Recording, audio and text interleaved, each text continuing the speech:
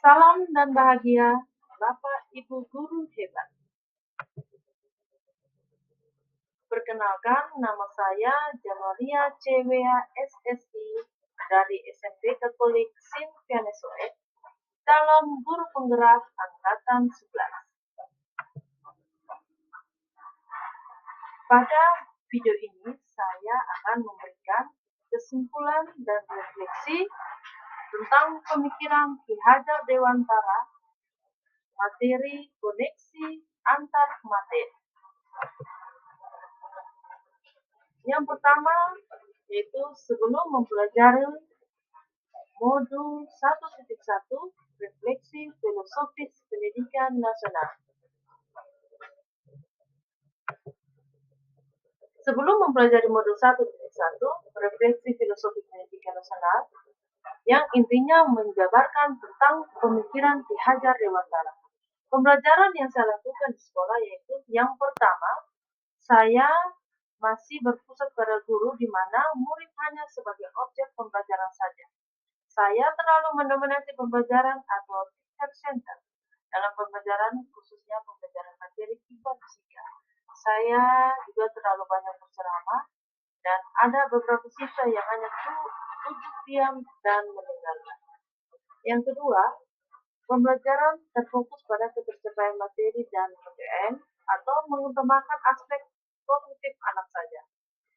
Pada hal ini, saya sering lupa bahwa pendidikan bukan hanya soal mentransfer ilmu saja, tetapi sejatinya ada aspek lain yang harus diperhatikan dalam belajar.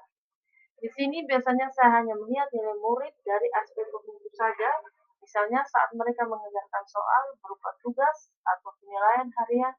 Jika nilai murid sudah mencapai KKM, dinyatakan bahwa pembelajaran sudah berhasil. Begitu sebaliknya. Sebelumnya pun saya tidak memperdulikan apakah murid sudah benar-benar paham dari apa yang saya ajarkan atau tidak. Karena fokus utama saya lebih pada ketercapaian materi, mengingat materi yang saya ajarkan sangat padat. Yang ketiga, kurang memahami karakteristik peserta didik. Saya cenderung menyamaratakan kemampuan anak dengan melakukan pembelajaran yang sesuai dengan zona nyaman saya tanpa memperhatikan perbedaan yang ada pada peserta didik. Yang keempat, siswa pasif dan motivasi belajar rendah. Saya sering merasakan saat saya menjelaskan materi, mereka lesu dan tidak bersemangat. Kemudian saat saya menanyakan kepada anak-anak apakah ada pertanyaan, dan mereka hanya diam. Dan yang kelima, yang menjadi fokus utama saya adalah suasana yang penting, tenang, dan anak-anak memahami materi jika murid tidak mengikuti arahan saya. Biasanya saya akan marah dan memberi ancaman dan hukuman. Oleh karena hal ini, murid merasa tertekan dan berakibat fatal pada gagalnya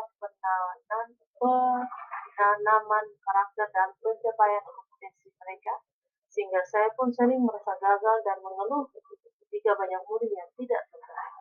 Setelah melakukan evaluasi dari sini apa yang saya lakukan, saya sadari salah dan jauh dari pemikiran bahwa seorang guru harus berhamba pada anak.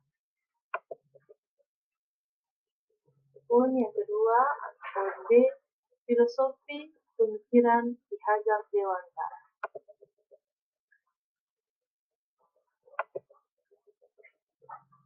Yang pertama, pendidikan yang menuntun.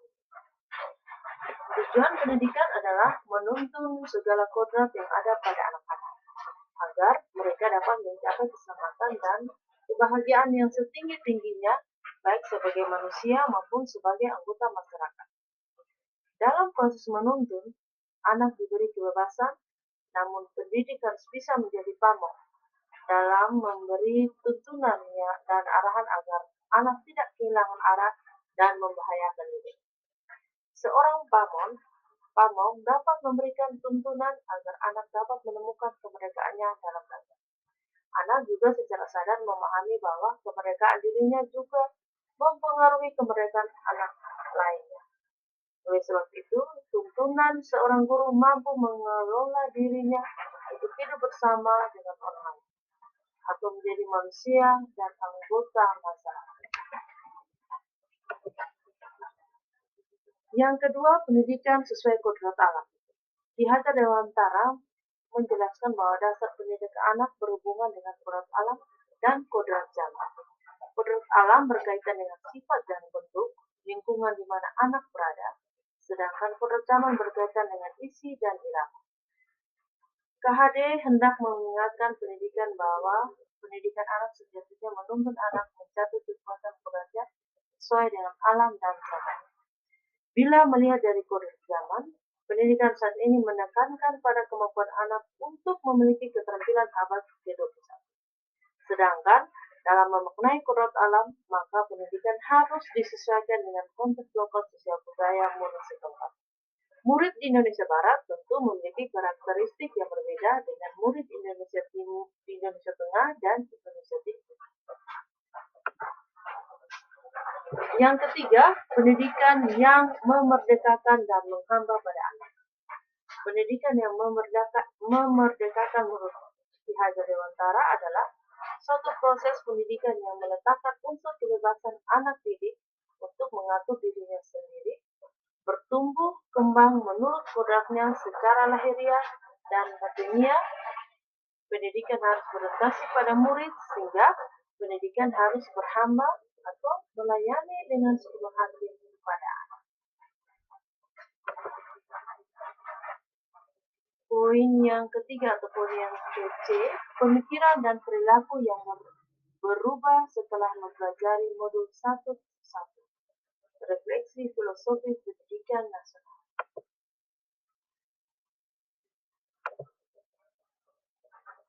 Setelah saya mempelajari modul 1.1, refleksi filosofis pendidikan nasional, yang intinya tentang pemikiran Ki Hajar Dewantara, saya menyadari bahwa apa yang saya pikirkan dan saya lakukan sudah tidaklah tepat.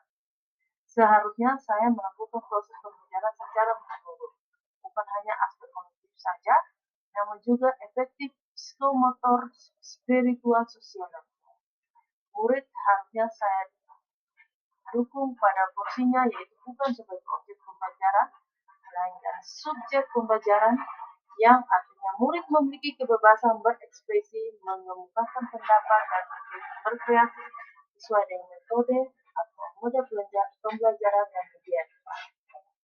Saya sebagai guru harus menjadi pamong dan fasilitator dalam proses pembelajaran. Harus penuh kesabaran dengan segala keikhlasan dan usaha hati, memberikan pembelajaran yang menyenangkan dan berpusat pada murid.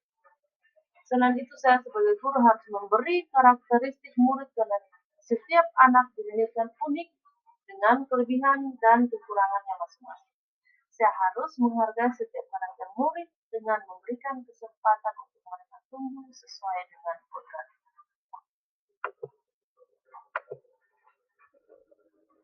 Poin yang keempat atau D, penerapan di kelas untuk mewujudkan pemikiran Ki Hajar Dewantara. Langkah awal yang akan saya terapkan agar kelas yang saya mampu bisa mencerminkan pemikiran Ki Hajar Dewantara adalah dengan meyakinkan diri sendiri bahwa setiap anak memiliki bakat dan minat masing-masing sesuai kodrat alamnya. Kemudian tugas saya sebagai pendidik hanyalah menuntun kodrat alam tersebut agar dapat berkembang ke arah yang lebih baik dan bisa mengikuti kodrat zaman. Dan yang berikut yang dapat segera saya terapkan dalam pembelajaran di kelas antara lain merancang pembelajaran yang interaktif dan menyenangkan dengan melibatkan murid sesuai dengan metode student center. Saya akan menerapkan pembelajaran abad 21 yang sesuai dengan pemikiran Ki Hajar Dewantara, yaitu berpikir kritis, kreatif, komunikasi, dan kolaborasi dengan berpegang teguh pada konsep memerdekakan anak. Pembelajaran tidak lagi menuntut, tetapi menuntun, karena tugas guru adalah memberi tuntunan atau arahan yang baik kepada murid dan berusaha menjadi teladan bagi murid, baik dalam perkataan maupun perbuatan. Selanjutnya saya harus mengenali karakter dan latar belakang murid dengan menjalin komunikasi yang baik. Sekian dan terima kasih. Tetap semangat, guru-guru hebat. pasti kamu bisa. Salam dan bahagia guru Bunda.